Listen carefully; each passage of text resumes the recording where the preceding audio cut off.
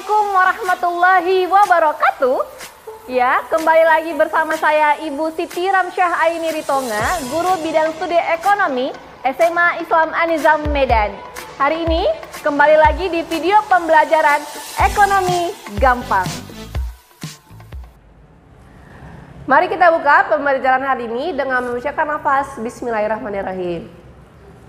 Ya, anak-anak Ibu kelas 12, hari ini kita lanjut materinya mengenai pencatatan transaksi ke dalam jurnal umum. Jadi di perusahaan dagang ada dua jenis pencatatan kemarin kan? Yang pertama ada metode dengan fisik atau periodik dan perpetual.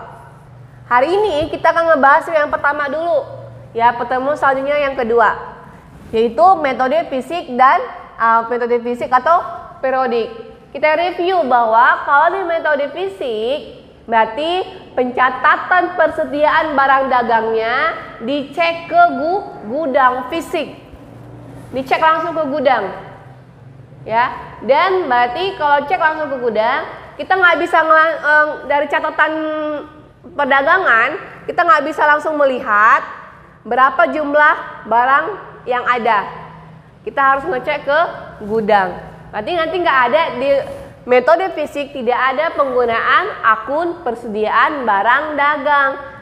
Terjadinya pembelian dan penjualan menggunakan akun pembelian dan penjualan. Maka yang pertama saya kasih tahu adalah posisi akun-akunnya.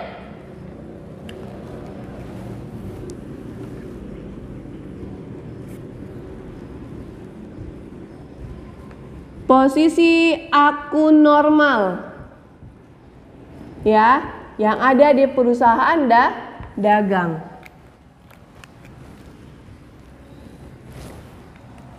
Nah, yang pertama untuk akun pembelian, saya buat tabel aja ya, biar gampang. Kita buat tabel.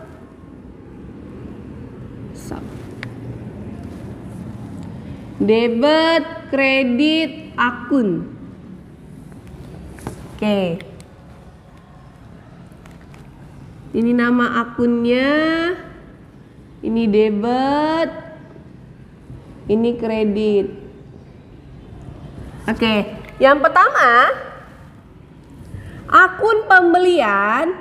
Kalau terjadi pembelian, maka kita masukkan ke debit.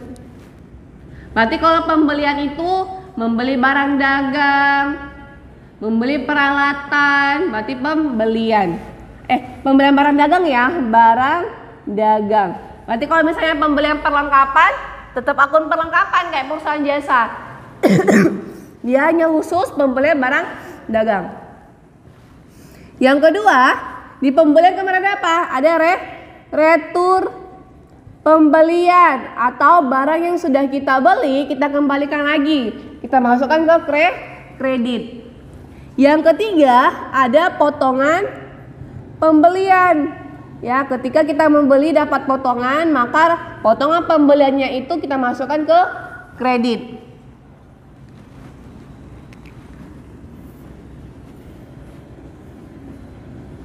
Oke, selanjutnya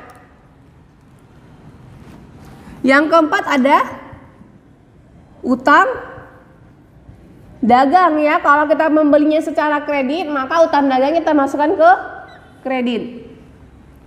Yang kelima kita masuklah ke bagian yang penjualan. Yang pertama ada penjualan barang dagang.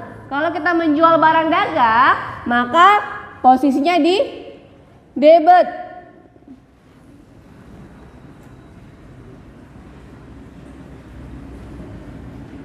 Posisinya di kredit. Ya.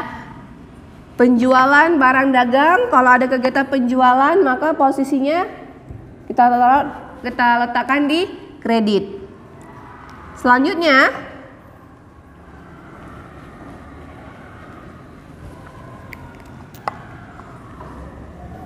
ada retur penjualan. Berarti barang yang kita jual dikembalikan lagi kepada kita, kan kita menjual. Berarti si pembelinya meretur, dikembalikan lagi barang yang sudah dijual, kita masukkan di debit. Yang ketujuh ada potongan penjualan. Ketika kita memberikan potongan harga kepada si pembeli, berarti itu disebut potongan penjualan, kita masukkan di debit.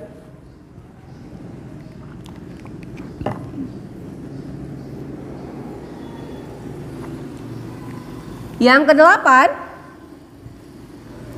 adanya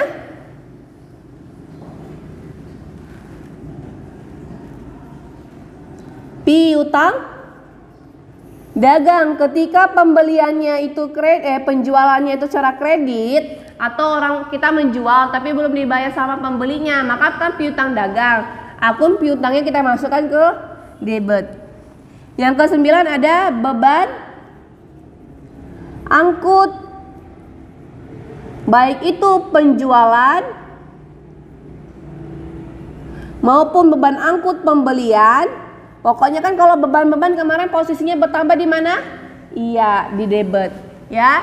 Jadi harus kamu ketahui dulu, kamu pahami posisi akun-akun normal di perusahaan dagang.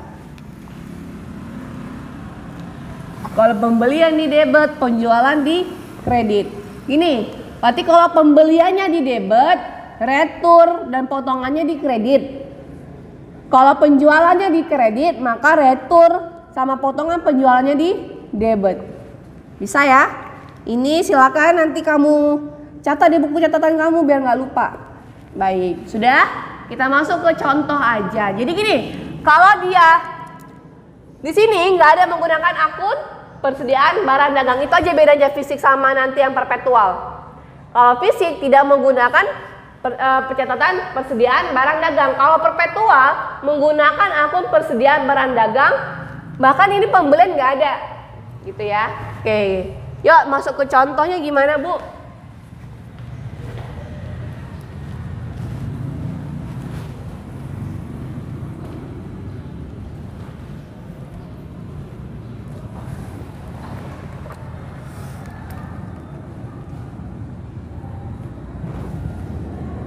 Contoh transaksi yang pertama kita buat tanggal 1/01/2021 ya.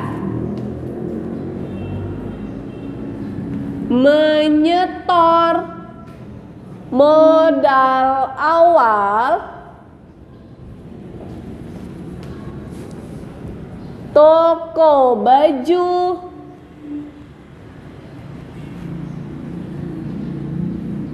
Pak Beni sebesar 30 juta. Maka sama kayak perusahaan jasa ya. Kalau menyetor modal awal di perusahaan dagang sama teknisnya kayak di perusahaan jasa. Maka jurnal umumnya apa? Jurnal umumnya menyetor modal awal ya, berupa kas ya. Berarti uang tunai disetorkan senilai 30 juta, maka yang bertambah apa berpengaruh? Iya, ada kasnya bertambah, kas bertambah di debit senilai 30 juta. Sudah? Oke. Karena dia menyetor modal awal, maka modal posisinya normalnya di kredit senilai 30 juta. Masih seperti yang di perusahaan jasa. Selanjutnya di tanggal 2 bulan Januari tahun 2021, transaksinya membeli 2 kodi baju gamis senilai, kan dia toko baju ya, senilai 1 juta. Berarti kan dia membeli barang dagang ya. Lihat, perusahaannya tadi apa? Toko baju. Berarti barang dagangnya itu baju. Bisa misalnya ada celana boleh, atau membeli khimar boleh. Pokoknya yang berurusan dengan barang yang dijualnya, barang yang didagangkannya. Jadi kalau dia membelinya bukan barang dagangannya, bukan akun pembelian yang muncul, ya, maka Ini kita buat dulu secara tunai. Secara tunai. Oke, maka jurnal umumnya karena dia membeli barang dagang, muncullah akun pembelian. Akun pembelian di mana? Posisinya di debit. Maka muncullah akun pembelian di debit senilai 1 juta. Dia belinya secara tunai, maka kalau kita bayar tunai pakai apa? Iya, uang kas. Uang kas berkurang posisinya di mana? Di kredit. Maka ada kas di kredit senilai 1 juta. Paham ya? Nggak susah. Tanggal 3/01/2021 ya, terjual 1 set gamis ya senilai 150.000. Maka terjadi apa? Penjualan. Kita buat di sini secara tunai. Maka kegiatannya apa? Terjadi penjualan karena terjual ya. Maka kalau kita seorang pedagang, barang yang kita jual itu terjual, kita secara tunai, maka kita dapat apa? Uang masuk kan? Kas kan? Berarti kasnya bertambah. Maka kas bertambah di mana? Di debit senilai 150.000. Karena dia kegiatannya terjual 1 set gamis, terjadi penjualan ya. Penjualan posisinya kalau ada penjualan di mana? Di kredit. Maka penjualan di kredit senilai 150.000. Sampai di sini bisa ya? Oke. Kita lanjut. Contohnya lagi. Misalnya di tanggal 5 Januari 2021 membeli 1 kodi baju dan celana wanita senilai 3 juta. Oke, 1 juta. Saya mau buat JT pula. 1 juta telah dibayar, sisanya minggu depan. Sama ya, analisisnya kayak ini perusahaan jasa. Jadi dia membeli tapi barang dagang yang dibelinya ya. Maka yang pertama muncul akun apa? Iya, karena dia membeli, akun pembelian. Pembelian posisinya di mana kalau normalnya? Di debit senilai 3 juta. Sudah. Yang telah dibayar berapa? Cuma 1 juta. Ya kan? Berarti kas yang keluar cuma 1 juta. Karena kita membeli, kasnya berkurang berapa yang tunainya? Iya, posisinya di kredit 1 juta. Kalau kredit agak kita majukan ke kanan ya. Oke? Dan sisanya minggu depan. Berarti kalau sisanya ini berupa apa? Iya, utang dagang. Maka di sini ada utang dagang. Utang dagang posisinya di kredit senilai berapa sisanya? Pembelian kita 3 juta, kita bayar 1 juta, maka sisa utang kita, maka yang kita utangin 2 juta. Itu kalau dia pembeliannya kredit. Di tanggal 6, ini tanggal 4 aja ya, berurutan.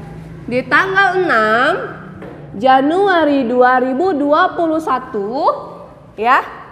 Kegiatannya kita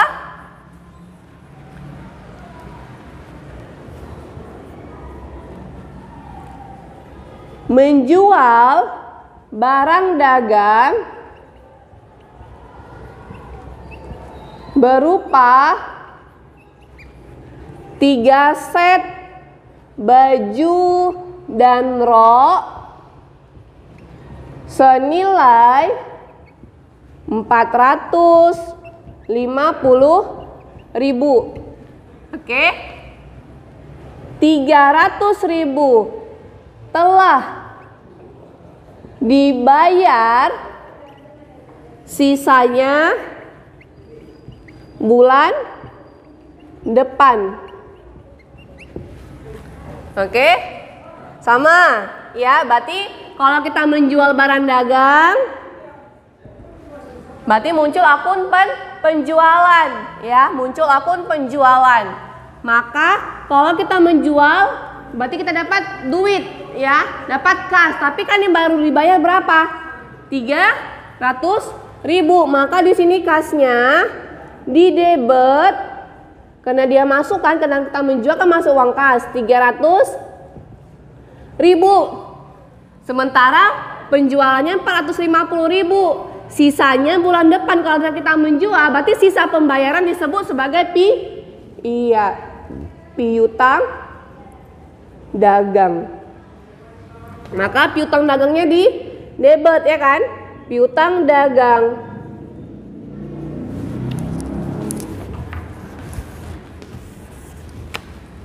Di sini di debit 300.000. Piutang dagangnya berapa? Iya, 150.000 kan sisanya. Iya, yang belum dibayar sama pembelinya 150.000.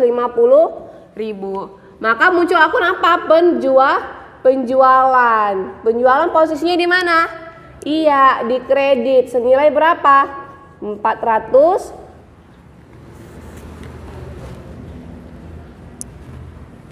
Saya buat di sini ya, di kredit senilai 450.000. Ini kalau dia penjualan ada yang kreditnya, berarti akan muncul buat piutang dagang. Paham ya sampai sini? Iya, kita masih ngebahas pembelian, penjualan, piutang dan utang dan kasnya ya. Next contoh lain ya. Next ya. Tanggal 7/01/2021. Ya, transaksinya dikembalikan barang dagang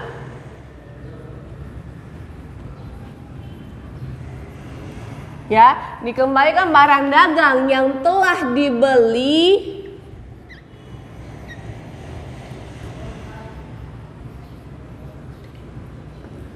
pada tanggal berapa? Tanggal 1 ya, tanggal 1 Januari. Berapa nilainya? Misalnya dikembalikannya itu senilai, tadi barangnya harga 1 juta ya, tanggal 2 Januari ya, berarti dikembalikan 500.000. Oke. Dikembalikan barang yang telah dibeli pada tanggal 2 Januari senilai 500.000 transaksinya. Maka jurnal umumnya ya, jurnal umumnya muncullah retur pembelian, mengembalikan barang yang telah dibeli ya. Karena kita meretur dia 500.000, maka kita akan mendapatkan uang 500.000, mempengaruhi kas. Ya, kalau ada retur kayak gini, karena kan tanggal 2 Januari itu kan transaksinya tunai. Ya, maka akan ada muncul kas di debit senilai 500.000 dan retur pembelian di kredit senilai 500.000. Oke, bisa? Kita lanjut. di tanggal 8/01/2021 ya, dikembalikan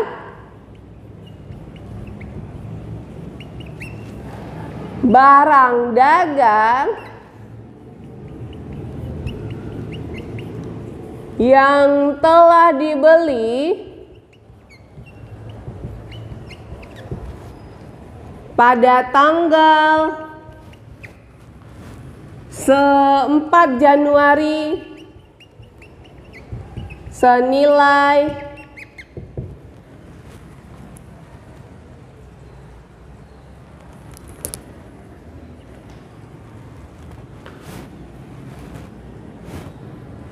Rp500.000.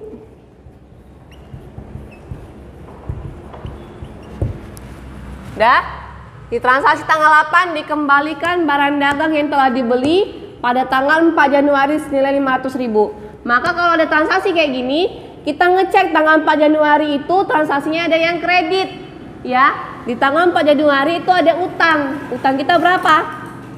2 juta. Maka kalau kayak gini, ketika ada retur pembelian, itu akan menyebabkan potongan utang, akan mengurangi nilai utang dagang kita. Maka jurnal umumnya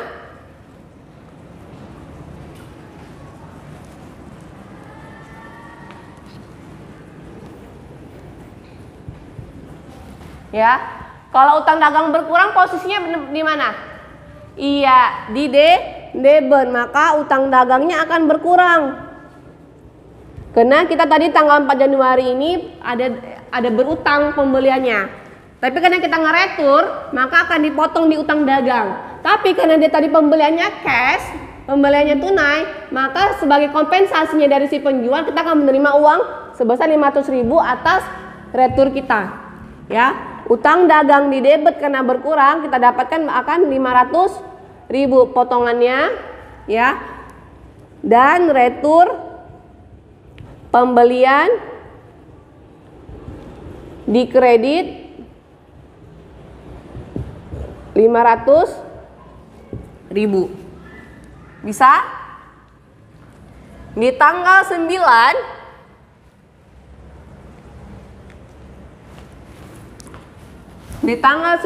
Januari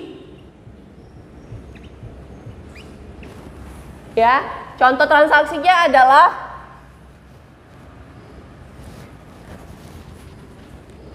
menerima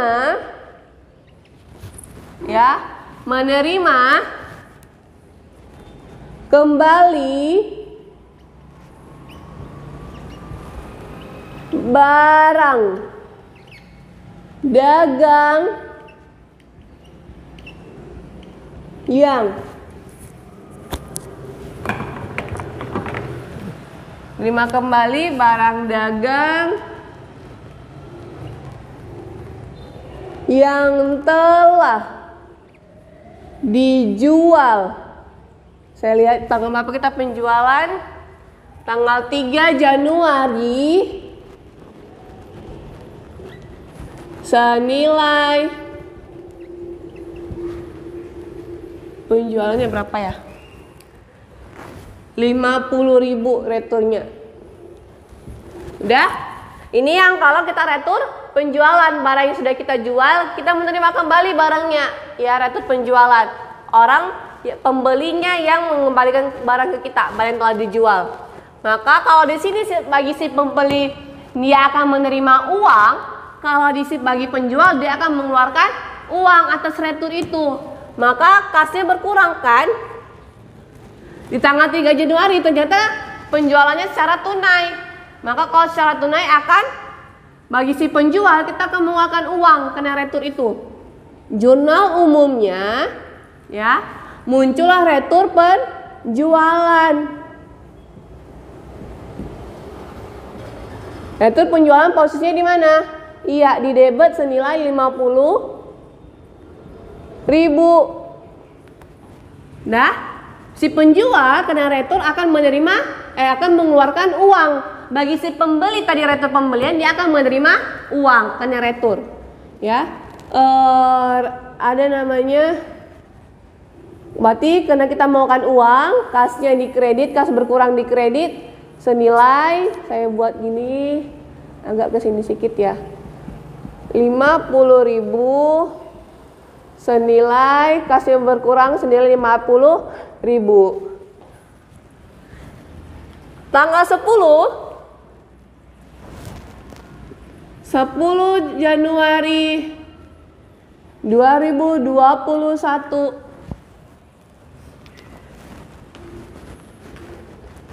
transaksinya menerima kembali barang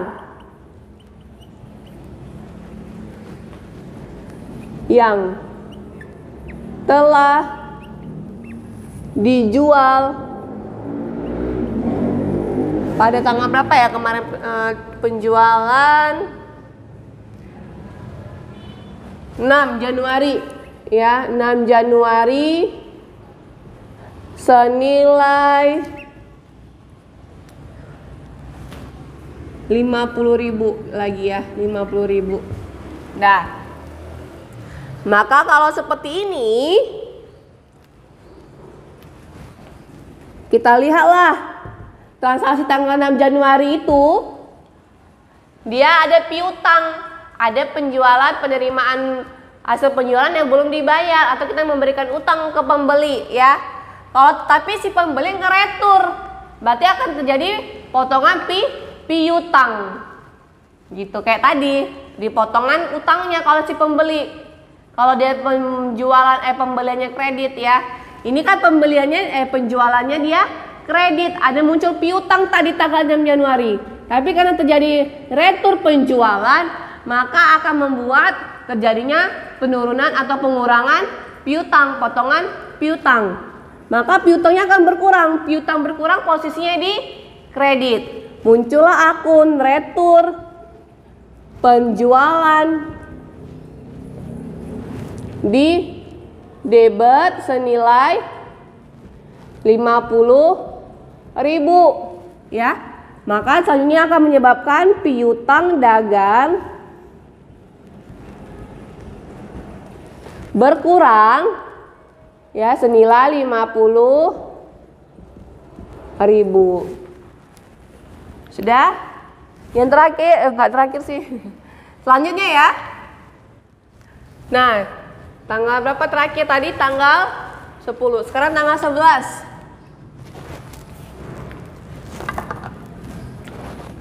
Sekarang tanggal 11 Januari tahun 2021.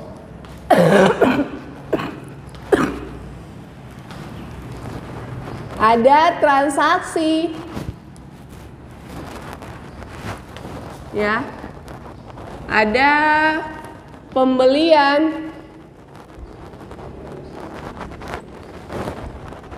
barang dagang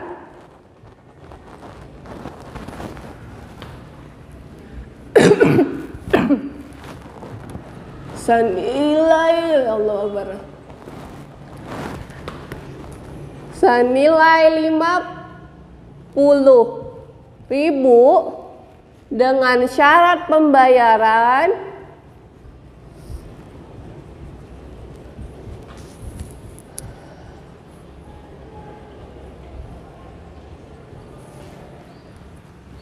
dua per 10 N per 30. Maka jurnal umumnya adalah kalau ada syarat-syarat kayak gini, maka pembeliannya pas secara kredit. Maka kalau pembelian kredit, apa yang berpengaruh? Iya, ada pembelian barang dagang di debit senilai 50.000 karena dia pakai syarat pembayaran pasti kredit. Kalau kredit pasti muncul utang dagang di kredit senilai 50.000. Sudah? Sudah. Terus di tanggal 19 Januari 2021 diterima pelunasan pembayaran ya atas transaksi tanggal 11 Januari 2021. Oke. Jadi di tanggal 19 ya. Di tanggal 19 dia melunasi pembayaran di tanggal 11. Ternyata di tanggal 11 masih ada utang sebesar 50.000. Tapi ada syarat di sini 2/10 N/30. Dia akan dapat potongan 2% bila pelunasannya 10 hari sejak tanggal transaksi. Oke? Maka penyelesaiannya adalah tanggal transaksinya tanggal berapa? Transaksinya tanggal 11. Oke? Pelunasannya tanggal 19. Dari tanggal 11 ke tanggal 19 berapa hari? Ingat, dihitung tanggal transaksinya ya. 11, 12, 13, 14, 15, 16, 17, 18, 19. Ya. 11, 12, 13, 14, 15, 16, 17, 18, 19. 9 hari. Bisa dia dapat potongan? Bisa. Karena maksimalnya berbeda 4 potongan 10 hari dari tanggal transaksi. Maka potongannya berapa? 2%. Maka kita buat di sini dulu. Potongan pembelian kan? Karena kita membeli. Oh, kalau membayar ya, kalau pelunasan itu berarti membayar. Membayar karena kita membeli, kita membayar. Ya, membayar pelunasan pembayaran. Sorry ya. Maka ada potongan pembelian. Berapa katanya? 2/100 dari harga pembayaran. Nilainya berapa? 50.000. Maka potongannya berapa? Ya, ini ada coret. Coret. Oke, 2 kali 5 10. Berarti 1, 2, ada potongannya 1.000. Oke, potongan pembeliannya 1.000, 2% dari 50.000. Maka jurnal umumnya gimana?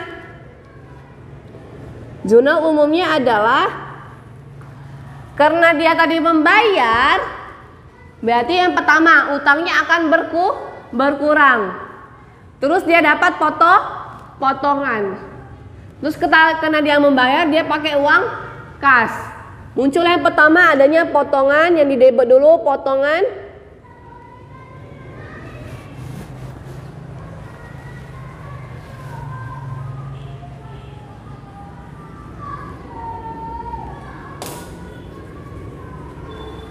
Yang pertama muncul adalah Yang pertama muncul adalah utang. Karena sudah dilunasi kan, pelunasan pembayaran tanggal 11 Januari utang sudah dilunasi, berarti utang dagangnya berkurang. Utang dagang berkurang di debit senilai berapa? 50.000. Sudah? Sudah. Selanjutnya apa lagi yang berpengaruh? Ada kas, karena dia ada kas dan potongan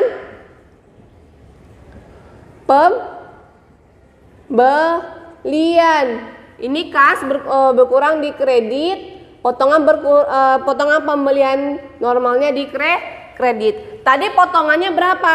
1.000 rupiah. Maka berapa lagi kas yang harus dibayar oleh si pembeli? Tinggal 49.000. Gitu. Ya, jadi bentuk jurnalnya kayak gini. Karena dia membayar, berarti terjadi utang berkurang di debit. Membayarnya pakai uang kas, berarti kasnya berkurang. Tapi ada potongan, karena dia bisa membayar 10 hari 10 hari dari tanggal transaksi ya. Nanti dapat potongannya 1.000. Potongan pembelian kan dikredit 1.000. Maka kalau dapat potongan 1.000, berapa lagi kas yang harus dikeluarkan? 49.000. Balance debit sama kreditnya balance. Di debit 50.000. Nih kreditnya kalau kita jumlahkan tetap juga 50.000. Seperti itu. Selanjutnya tanggal 20 Januari tahun 2021 menjual barang dagang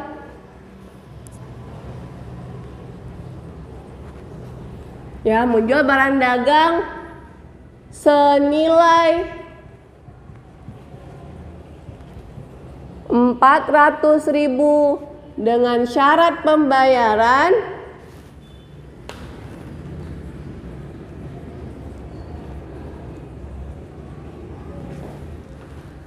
(3/10 N/30) misalnya. Ini tuh syaratnya apa? Bisa 3/15.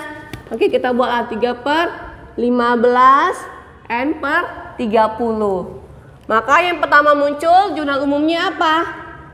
Kalau ada syarat kayak gini berarti penjualannya secara kredit. Kalau ada penjualan kredit berarti yang muncul apa? Piutang dagang. Maka kan yang menjual ya, berarti piutang dagang. Posisinya di debit senilai 400.000 ya. Selanjutnya apa ini kredit? Penjualan barang dagang di kredit senilai 400.000. Maka di tanggal 2 Februari ya. Di tanggal 2 Februari menerima pelunasan pembayaran pada transaksi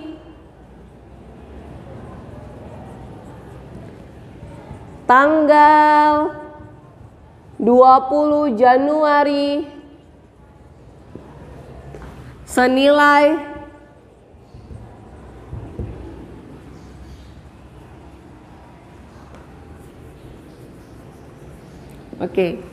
meja ya, sama kayak tadi. Dapatkah dia potongan adakah terjadinya potongan penjualan? Lihat dia transaksinya di tanggal transaksi itu di tanggal berapa? 20. Pelunasannya di tanggal 2 Februari ya. Oke, ini berapa hari nih?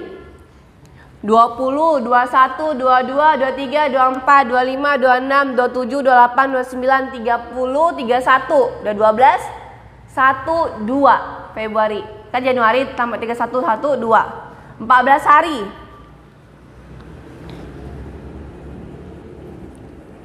Dapatkah dia potongan? Dapat, karena maksimal 15 hari sejak tanggal transaksi. Maka potongannya berapa? 3% ya. Maka di sini ada potongan penjualan sebesar 3% dikali harganya 400.000. Sudah? Maka berapa ini? Hasilnya coret-coret 3 kali 4 12, nolnya tinggal 1, 2, 3 12.000 potongan. Maka jurnal umumnya adalah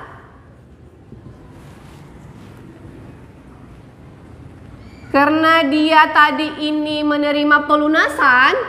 Ingat, menerima pelunasan, kita menerima pelunasan piutang ya. Makanya yang berpengaruh pertama kas bertambah di debit senilai berapa nanti ya.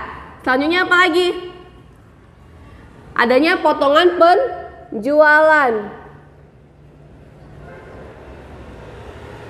Penjualan di debit.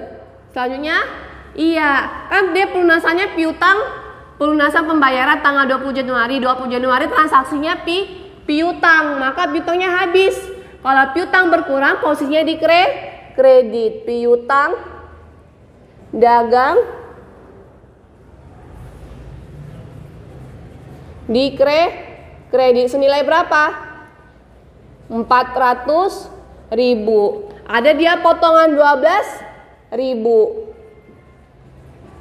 Dia ngasih potongan si penjual itu 12.000. Ya, utang dagangnya 400.000, maka kas yang akan diterimanya lagi tinggal berapa? Tinggal kita kurangi, berarti ada 300 berapa nih? 388.000 ya? 88.000. Oke? Jadi seperti ini materinya untuk perusahaan dagang. Kalau ada yang mau bertanya silakan di grup ya. Terima kasih atas perhatiannya.